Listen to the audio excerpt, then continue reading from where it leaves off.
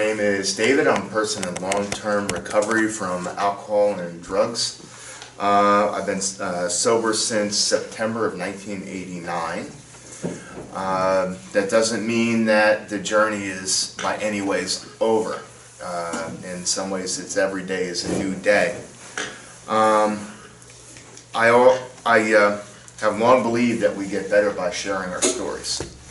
And that's not, I didn't come by this by myself. I came by this from the people who shared their stories with me. One of the best speakers that I ever heard at a 12-step group, at that time they called them qualifications. And his story was, the worst story I ever heard was my own. And that was about it. And he said, I drank too much, I did too many drugs, I got into trouble, and then by the grace of God I came here. My story, where does it start? You could look all the way back to my birth. I was born to a couple that definitely had issues. I know that my biological mother had lots of substance abuse and mental health problems. Having met my biological father at one point, I know that he also had some real serious issues. The funny thing is that when before I met my biological father, my adopted mother, who I consider my real mother, because she was the one who was there for me, she was anxious about me meeting him. When I did meet him, and I did go and take a friend with me, I didn't meet him by myself. I remember coming back to see my mother and literally getting on my knees and thanking her. It finally sunk home to me as to what my parents did for me. They saved my life by taking me in. I was severely abused as an infant and taken away by the city of Newark. I was in the custody of a Dr. Kessler, who started the Kessler Institute in New Jersey, the same place where Christopher Reeve went after he broke his neck. And Dr. Kessler actually took custody of me and many, many other children who were abused, gave them free medical care. He was an orthopedic surgeon, and was really responsible for making sure that my parents didn't get me back, and they did try. So as time went by, I was able to recover from my injuries, and then I was taken as a foster child in my parents' house. They had friends who had just adopted somebody, and this family wanted to take me in, but just felt they couldn't do it. They became my godparents, and my parents already had 4 kids. They took me in. I became part of their family and always felt like I was part of the family. They never tried to treat me differently, but I was different. You know, not that different, but with the red hair and the blue eyes, and I was so much younger than my other siblings. I remember people would ask, well, where did you come from? Where did you come from? How did you wind up here? But I was proud to say, because I was adopted, you know, and I knew that that meant that my parents chose to have me. But I never quite fit in. I was never real good at sports, or was uncoordinated, still am. I was always a little socially awkward, sometimes either too obnoxious or too shy. And then when I was just finishing kindergarten, I did have a group of friends in the neighborhood. My parents moved closer where my father worked, which is at Uppsala College in East Orange, New Jersey. I went to a public school for a while where I didn't fit in. I was only one of like 4 or 5 white kids in the school, and not everybody was open and welcoming. And my friends watched out for me, but the kids who didn't know me, they were suspicious of me because I was different, especially with the red hair. You know, they call me Orange Head. But and then in the school system got so bad, and I have a learning disability. I have dyslexia, and then I developed a stutter, and so it really wasn't going well for me there. That and the fact that I was definitely in the minority at that school. My parents pulled me out in the middle of 3rd grade and sent me to a sent me to a private school, Christian school, fundamentalist, born-again Christians. I'm a Lutheran, so I never felt like I fit in. Not in my family, even though they were good to me and still are. They're still my only family. In school, in sports, I never felt like I fit in. And this went on through middle school and high school. And I remember when I was going to the school at the Christian school, they would have these DARE type programs where they come in and say, "Don't do drugs, they're bad for you," and they come and have the whole display and everything, and it made me think, oh boy, I wonder what this is like, you know. And then they had a program about good Christian men and women. What's the good Christian man? Well, the good Christian young man had his chest out like this, had beams of light coming off of him carrying the Bible, had his pants up to here, and I was like, that doesn't look like any fun. And the person we weren't supposed to be like was my brother Pete. I mean, he looked just like him.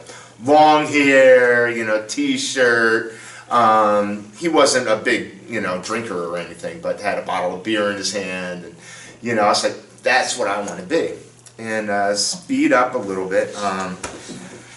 Struggling a lot to fit in. I fit in better with my older brothers and their friends than I did with people my own age. And I tried beer a couple of times, you know, no big deal. I didn't really like it too much. And then spring break, April of 1979, 40 years ago. I remember I was going down to visit my brother down in Maryland, my older brother Bob, down in Maryland. And he handed me a joint and a beer. And I didn't put it down for 10 years. And that very first day, before we even got to his house, I was teasing. I said, "Oh, I need more of this stuff. This is great." And he stopped and he said, "The day you need it is a day you shouldn't have it." And oh yeah, I'm just kidding. Oh, he had no clue what he was doing. He didn't mean any harm to come to me. But I really didn't put it down for 10 years. And I was like, where have you been my whole life? And smoking pot, drinking beer, drinking whiskey, whatever it is that I could get into myself. It was like a switch was broken and I was gone. I could not stop once I started. If you turn that faucet and that handle breaks off, it's going to be real hard to turn it, to turn it back off again, the water. And the water keeps coming. And that's the way it is whenever I pick up a drink or a drug. But early on it was great. I had these moments where it's just perfect. This is everything I ever wanted. That golden hour said, yes, this is what I've been waiting for. I fit in with people, at least I thought I did. I didn't care if I did or didn't. I fit in with people. I was having fun. I wasn't shy. I was obnoxious but didn't care because everybody else was loaded up too. And I thought I found what I was looking for. That took me, through high school, into college. I would drink and drug whenever I could. My parents had a liquor cabinet that was dusty, but it wasn't dusty after I started drinking. I had to be very, very careful about, because they almost never touched hard liquor. I also started doing drugs. I mean, I started off smoking pot. I did everything that I could think of except heroin. We'd go down to the housing projects down in Newark. So I lived in East Orange. It's a quick drive. Housing projects in Newark, and clean cut. I was with another guy who was fairly clean cut. We're in a late model Ford sedan. And we went down there, and they would look at us like, oh, okay, who are you? Who are you? Wait a minute now, what are you doing down here? So we got searched a few times. We got ripped off a few times. Nothing really bad happened, which is amazing, because really something bad should have happened. Worst thing that happened is I went down with another friend of mine, and he was buying these pills. I don't know what they were. All I know is I took them, and they messed me up. But he went down and buying these pills, had a whole handful of change, threw it at the guy on the street, snatched the bag, and told me to drive. I had no idea he was going to rip this guy off, so I slammed on the accelerator, took off.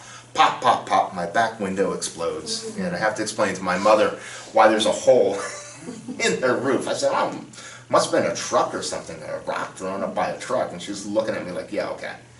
I went back there 2 weeks later, same place. Not the same guy, but the same place.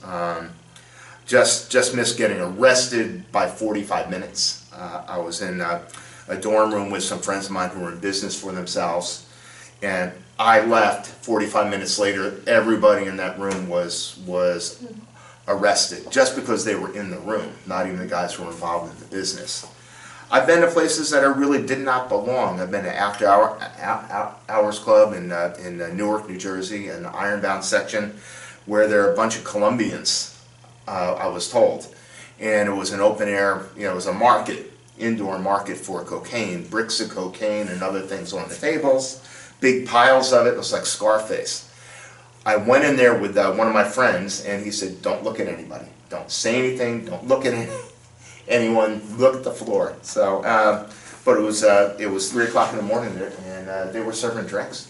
So there it is. And they were serving drinks, and there was Coke. And this is something that I could do. I fit in. I could drink with the best of them, and then some. But the irony didn't get to me. The danger didn't really strike me. Even when I went to the funeral of a friend of my older brother's who had died of cirrhosis. It was an Irish wake, and we all got good and plastered. Never struck me that, gee, isn't this really ridiculous that I am getting drunk out of my mind for the funeral for somebody who died of cirrhosis of the liver. I knew what it was. I knew what caused it, but I was always like, it's not me. It's not me. My drinking and my drugging took me through college. I was in a fraternity. That's where I really found my drug of choice, which was a Canadian Club.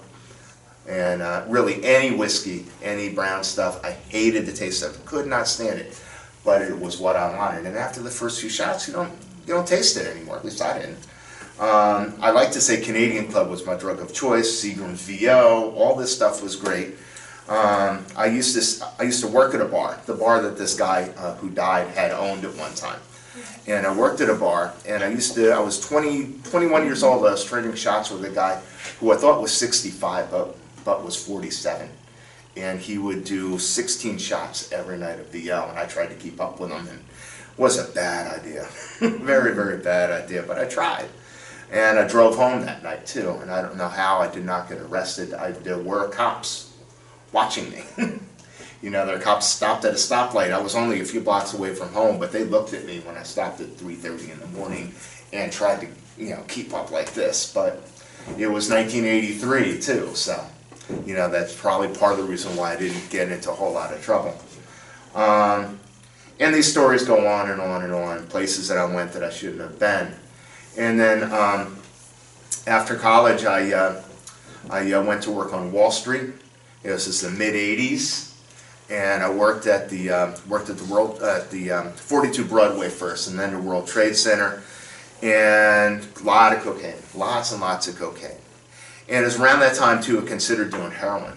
I saw friends do it, and it did freak me out. And at that time with heroin, now it's either, unfortunately, you die or you get clean. Back then, there were guys who could do heroin for 20 or 30 years and maintain and live. They didn't live well. They weren't very happy. They didn't have good lives. And I remember watching my friend's uncle shoot up, and I said, well, what is that like? I don't know. What is that like? I've never done that. What is it like? And he said, he turned, looked at me and said, it's a nightmare. It's a nightmare. He said, I can't stop. And he reached into the drawer and pulled out a gun. And he said, see this gun? He said, I like you. If I ever catch you doing this stuff, I'm going to take this gun and shoot you in the head because I'll be doing you a favor. That pretty much scared me away from doing heroin. I said, I don't need to try this stuff. It terrified me. But being a drug addict with the stuff they have now, knowing that it could kill some people, that would really be like, wow. Because when you're young, you think, I can survive anything. But you can't. And I didn't have a whole lot of friends die from their addictions back then. I did have friends die in car accidents because of addictions. One friend of mine had been drunk, stepped out of a car, got hit by a tractor trailer, caught up in the wheels.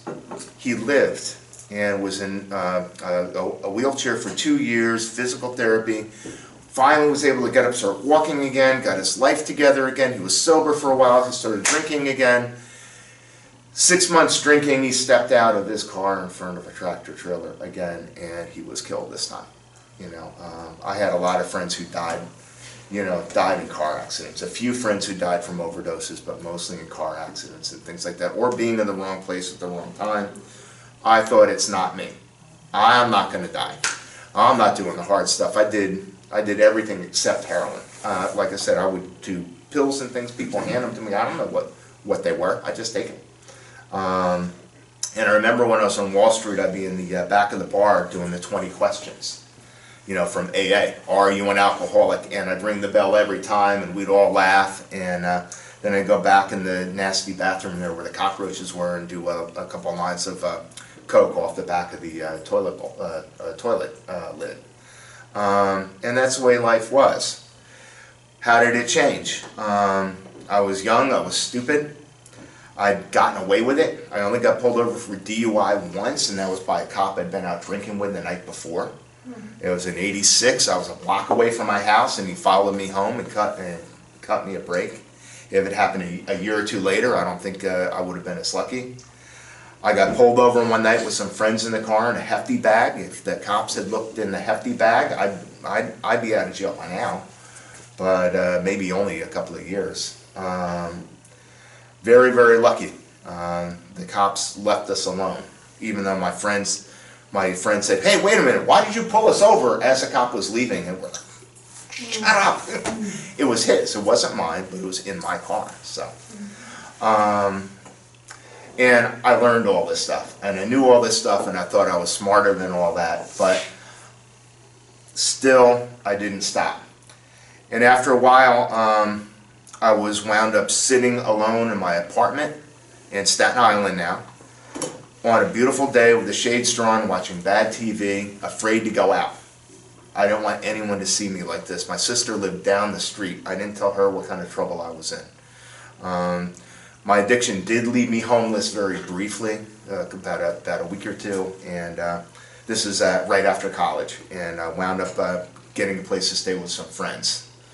But at this point, the very worst part of it was being home alone, in the dark, not wanting to go out, running out of booze and having to go out somewhere, but being afraid to see anybody. It wasn't food, it was booze. There was a time when I didn't have money to buy food. I had down to half a loaf of bread and a jar of peanut butter. That was it. When I did get money, the first thing I did was not go out and buy a steak. First thing I did was go out and buy a six-pack and a bottle, because that's what was important to me. And so at the very end of my drinking and drugging, I took a hostage. And we actually took each other. My sister described it as two drowning people trying to hold on to each other, trying not to sink without a life preserver. And we drank and drugged, and we had a great time, and we got married within 6 months. And it's like, it's not something I would have done if I was in my right mind. But, and then I've been struggling. The last few years I've been struggling. I knew I had a problem finally, the last few years, especially after getting married like this. And I thought my big problem was pot, because the pot was making me really, really paranoid, so I'd do a lot more coke. That'll help, right? And do some Ativans and some other things that we had around the house. So I was struggling, and I did manage to get off of pot, but I drank twice as much. You know, people say pot's not addictive, it's not dangerous. Well, maybe it's not. For me, it was. It really messed me up. To this day, 30 years later, I can't stand the smell of it. But I used to smoke every day for like 7 years straight. And got off of that, was drinking twice as much. My ex-wife got into trouble, my current wife at the time, got into trouble, got taken to, picked up by the police over in Brooklyn somewhere, waving, she was drunk out of her mind, in a blackout, trying to get a taxi, 3 o'clock in the morning, a bad part of Brooklyn, waving dollar bills around, trying to get a ride home. ironically, the person who found her was a guy who had 25 years sober in AA. And that was the first spark. She went through treatment, we went through treatment. I tried to quit again, didn't work, tried to quit again. And then finally, just one day, after trying to quit several times, and I had quit maybe weeks at a time. And there are times when I made myself stop drinking for a couple of hours. And they say, well, I haven't had a drink since lunchtime. And there's the liquor store, let's go, you know. You know, it's not that cut and dried, of course, but I finally was able, after she went into treatment, we talked to a shrink who gave her a handful of Ativans and said, here, take these instead of drinking. Ativans and Valiums and things like that. Take these instead of drinking, you'll be fine. Maybe try AA, but don't take it all that seriously. He later lost his license because he was drinking as well. He had an alcohol problem and a drug problem. But after this happened, I really made an effort. I said, you know, I'm going to try to just not drink. I'm going to stop, support my wife and all this stuff. And she went to a couple of meetings at first and then kind of fell off. And what I did is I white-knuckled it. I actually had decided to stop drinking about 30 years ago, February, March of '89, but still wound up finding myself drinking again. It's like, oh, suddenly I'm struck drunk, and didn't go to meetings or anything else. I was going to do it all by myself. And it was a really nice spring day, April of 1989, one of the first nice days of the year. I was a bonded courier, so they had a live certificate that they had to take up to an office up in 8th Street, Broadway. So I took the subway up, signed the papers, came back, hadn't had a drink for a while, and then stopped at a bodega on the way down, picked up I would love to say this is my last drink, was like a big bottle of whiskey, and I did this and that. My last drink was half a can of Miller Lite. I picked it up, I was drinking it, walking down Broadway, going back to the World Trade Center where I was working, and I was sick to my stomach. I said, here I am, I'm drinking again, I can't believe it. I told myself I was going to stop. And actually, I've never done this before. I threw away, unless there was a cop around or something, but I threw away half a can, still empty, and walked away from it, and did not take another drink again. But I don't consider myself sober because I did have pills in the house.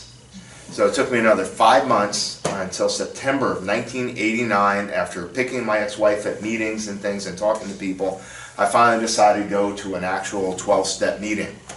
And I get there, I sit down at the table, I haven't had a drink for 5 months, shaking and sweating.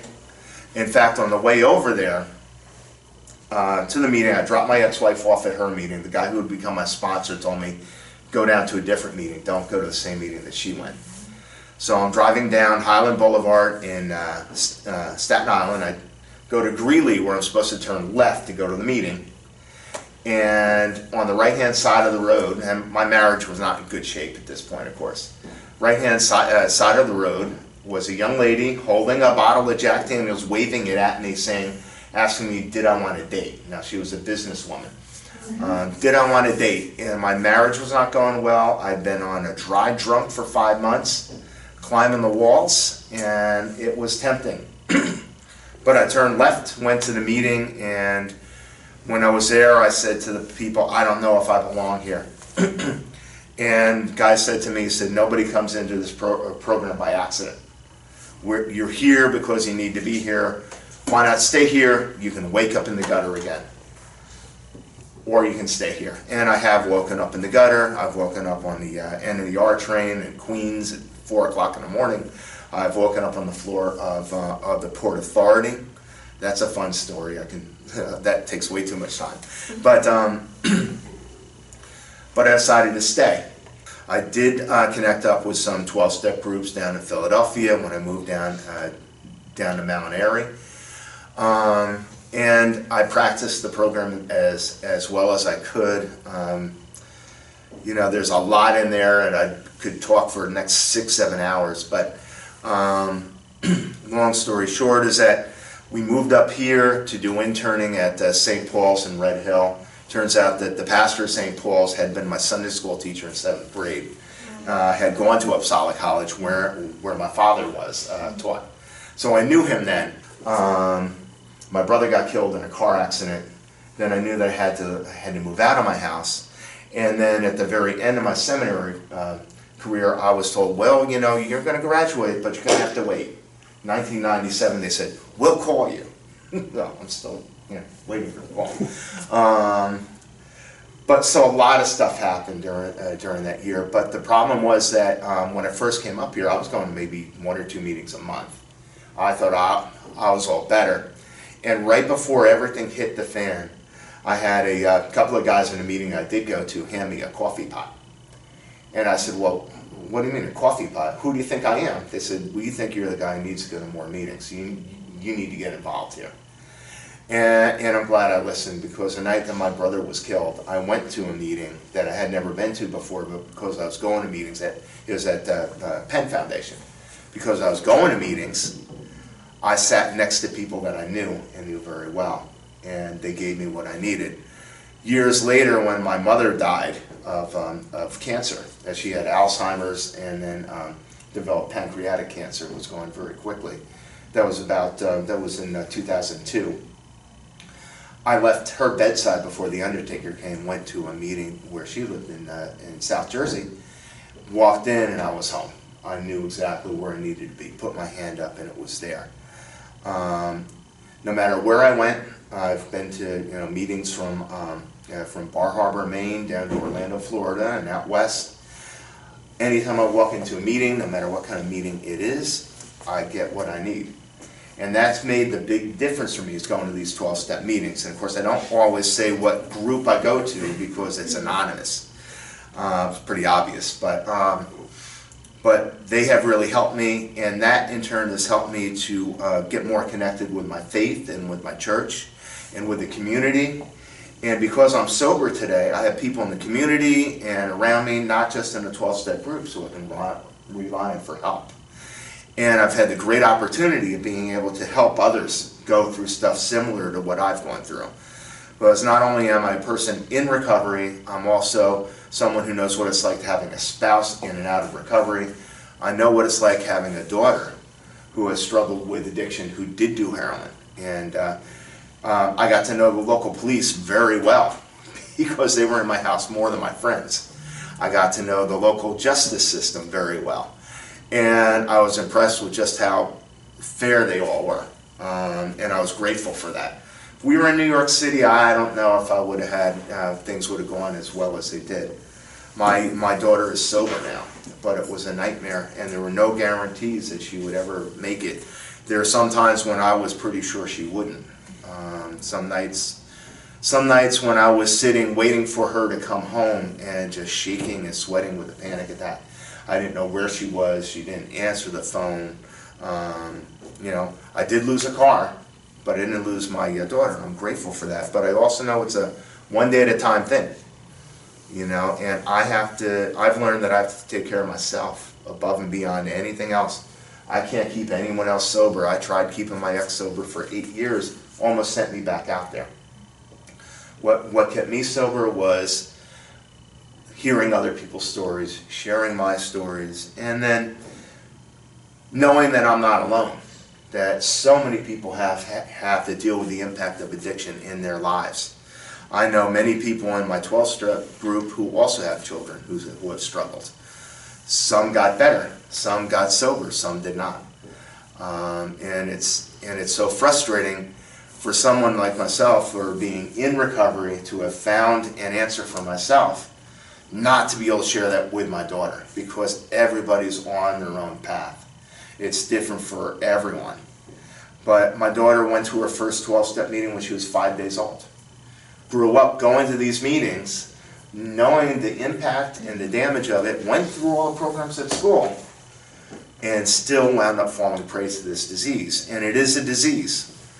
And I've long believed that we're hardwired to drink or drug that anybody who has addiction, we know it's a mental component, but it's a physical component. We're hardwired to use their drug of choice. That's why whenever I picked up that drink, even if it was just a beer or a glass of wine, boom, I was gone. One time I had accidentally had communion wine, and boom, woke up everything, and I was really scared, man. So addiction is not something that just goes away. It's something we practice every day. We practice these principles, and we work all the resources. I'm not saying that the only way to get sober is through 12 steps. For me, it worked. For some, it's becoming religious, going into like church. For others, it's reaching out medical professionals, it's medication. Usually it's a combination of things. There's many, many different paths. And the neat thing about being around now is that there is so many opportunities to get help today. And one thing that we're doing in Project Live is to break that stigma